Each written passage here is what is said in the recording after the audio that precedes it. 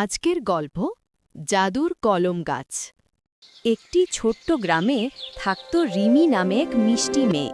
রিমি খুব কৌতূহলী ছিল, কিন্তু সে সবসময় তাড়াহুড়ো করত এবং ধৈর্য ধরতে পারত না।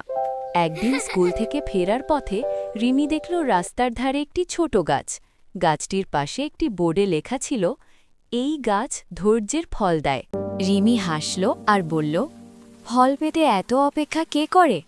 পরের দিন রিমি দেখল তার বন্ধু টুনু গাছটিতে প্রতিদিন জল দিচ্ছে। কেন তুমি গাছে জল দিচ্ছ? কারণ এটা বড় হয়ে উঠবে। টুনু বলল, শিক্ষক বলেছেন ভালো জিনিস পেতে ধৈর্য লাগে। কয়েকদিন পরও গাছে কোনো ফল এলো না। রিমি হাল ছেড়ে দিল, কিন্তু টুনু নিয়ম করে জল দিতেই থাকল।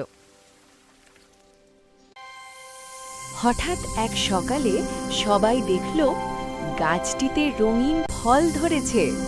যে ফল খেলে মানুষ শান্ত হয়, মন ভালো থাকে আর রাগ কমে যায়। গ্রামের সবাই খুব খুশি হলো। গ্রামবাসীরা আনন্দের সাথে গাছের চারপাশে জড়ো হচ্ছে, বাচ্চারা হাসছে এবং আনন্দে হাততালি দিচ্ছে। রিমি লজ্জা পেয়ে বলল, আমি ধৈর্য ধরতে পারিনি বলেই কিছু পেলাম না। রিমি টুনুকে গাছে জল দিতে সাহায্য করতে শুরু করল। তারপর সে হাসল আর ধৈর্য ধরতে শিখল। রিমি, টুনু এবং বাচ্চারা জাদুকরি গাছের নিচে একসাথে হাসছে ও মজা করছে। সেদিন থেকে রিমি বদলে গেল।